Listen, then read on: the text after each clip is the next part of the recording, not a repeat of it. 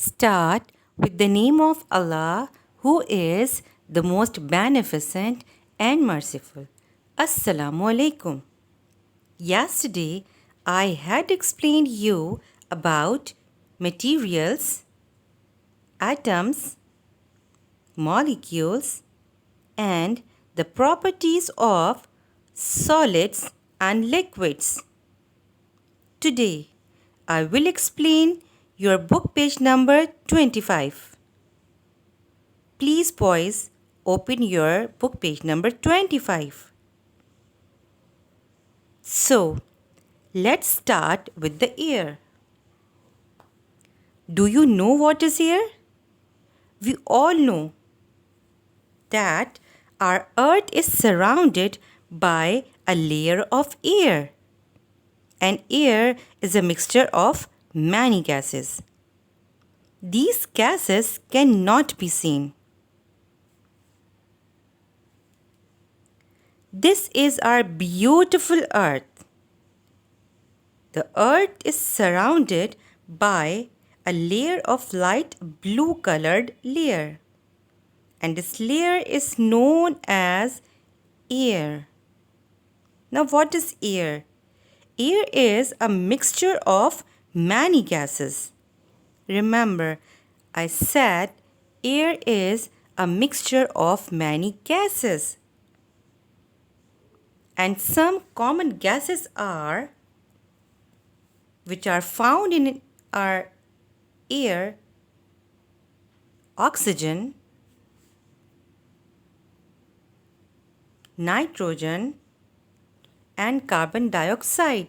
These are some of the most common gases that are found in our air.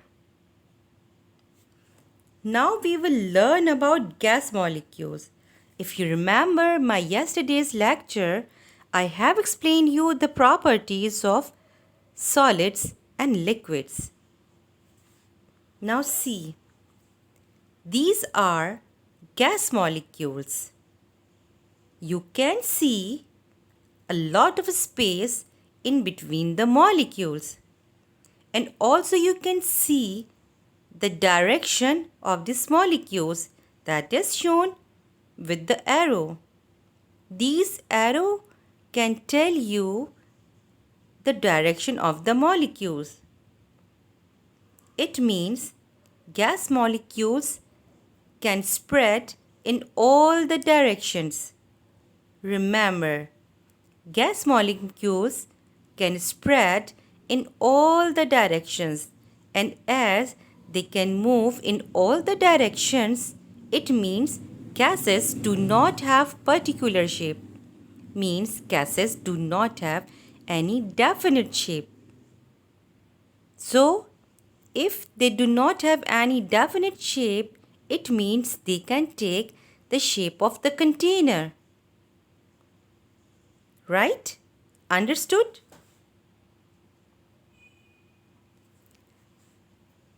Now these are the properties of gases. Gas molecules are very far away. हमने अभी देखा कि gas molecules के in between बहुत space थी, बहुत जगह थी. They move in all directions. Gas molecules सारी डायरेक्शंस में मूव करते हैं, अप, डाउन एंड साइडवेज.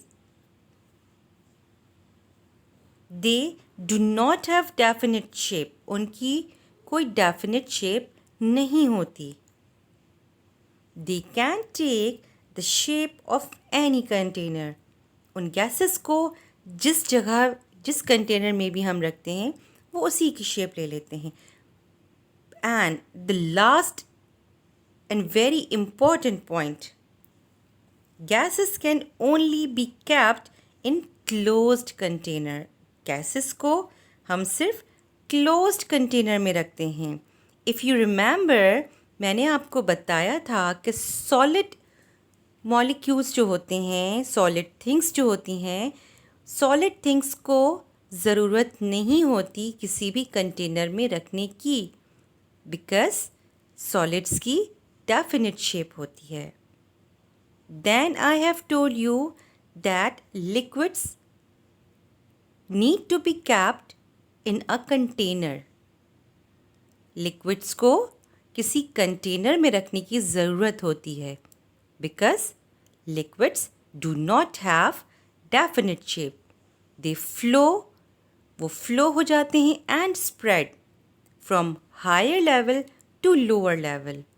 ठीक है, अगर हम उनको किसी कंटेनर में नहीं रखेंगे तो वो फ्लो करेंगे और वो स्प्रेड करेंगे. Right. Now what are the properties of gas. Gas में आपको क्या बताया जा रहा है?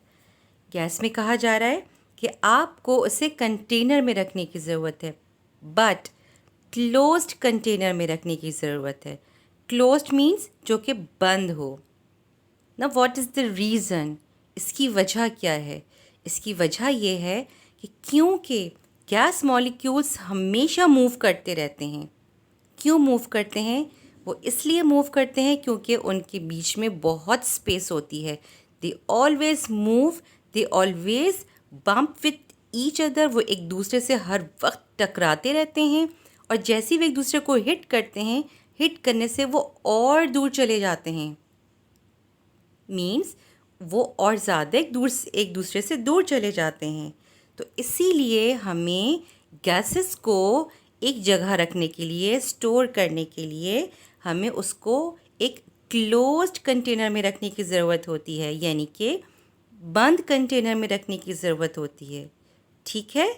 इसीलिए आपने देखा होगा आपके पास बॉडी स्प्रेज होते होंगे, आपके पास होंगे. तो बॉडी स्प्रे को जैसे ही आप प्रेस करते हैं इट विल कम आउट. वो फ़ौरन बाहर आते हैं. ठीक है.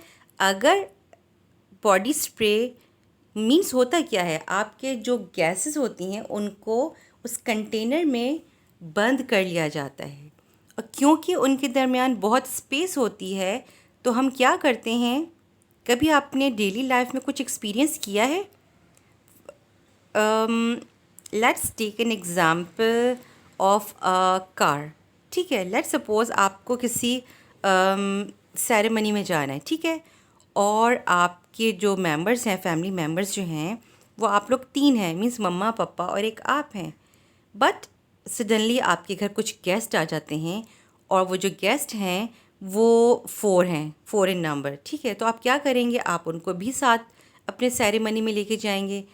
तो आपकी कोशिश ये होगी कि आप अपनी कार में ही उनको बिठा लें. तो आप क्या करते हैं, क्योंकि आपकी कार बड़ी है, ठीक है, और उसमें सिर्फ 3 लोग हैं, तो आप क्या करेंगे, क्योंकि स्पेस आप लोगों के दरमियान ज़्यादा है, आप लोग कोशिश करेंगे जो आपके गेस्ट हैं आप उनको अपने साथ बिठा लें. मीन्स क्या होगा, इस तरीके से आप सब लोग एक ही गाड़ी में बैठ जाएंगे, लेकिन आप लोगों के दरमियान स्पेस कम हो जाएगी. पहले 3 लोग थे उस गाड़ी में, लेकिन अब उस गाड़ी में 7 पीपल हैं. वो सब के सब उस पर मैनेज हो जाएंगे और बैठ जाएंगे, बट आप लोगों के बीच में जो स्पेस है वो कम हो जाएगी. In the same way gas molecules को हम जब क्लोज्ड कंटेनर में रखते हैं तो हम इजीली उनको कंप्रेस कर सकते हैं. यानी कि उनको दबा सकते हैं. ठीक है. अब हम गैस को क्यों कंप्रेस करें, व्हाट इज़ द रीज़न कि हम गैस को कंप्रेस कर रहे हैं. गैसेस को कंप्रेस करने की ज़रूरत क्यों पेश आती है? बहुत ही एक कॉमन एग्ज़ाम्पल है हमारी लाइफ में. बर्थडे पार्टीज़ होती हैं, आप लोग बलून्स जो हैं वो फुलाते हैं. ठीक है. उसमें एयर फिल करते हैं. क्या करते हैं आप लोग क्या करते हैं, gas molecules move in all directions, so we can compress gases to fill in tires, footballs and balloons. आप लोग उन बलून्स को फिल करते हैं एयर से. ठीक है. आप अपनी फुटबॉल्स में जब आप देखते हैं कि फ़ुटबॉल में एयर कम होने लगती है तो आप जाके शॉप पे फ़ुटबॉल में एयर जो है वो फिल करवाते हैं. जब आपके बाइक के टायर में या गाड़ी के टायर में एयर कम होने लगती है तो आप जाते हैं और उसको एयर से फिल करवा लेते हैं. So these are the most common example and uses of gases. ठीक है. ऑलवेज रिमेंबर, हम जब गैसेस को यूज़ करते हैं तो हम उनको कंप्रेस करते हैं, उनको दबाकर उनके बीच में जो स्पेसेस होती हैं उनको कम कर लेते हैं, उनको कंप्रेस कर लेते हैं, right? Now you can see here, एक फर्स्ट पिक्चर में देखिए यहाँ पर गैसेस हैं और इनके बीच में बहुत स्पेस नज़र आ रही है आपको, ठीक है? इसीलिए बहुत इजीली जहाँ चाहें जा सकते हैं। लेकिन और देखिए ऊपर लिड लगी हुई है, ढकना लगा हुआ है, क्योंकि हम इसको ओपनली नहीं रख सकते। अगर हम इसके ऊपर से लिड हटा दें, यानी कि ढकना हटा दें, तो क्या होगा, ये मॉलिक्यूल्स जो हैं वो जल्दी से बाहर निकल कर आ जाएंगे।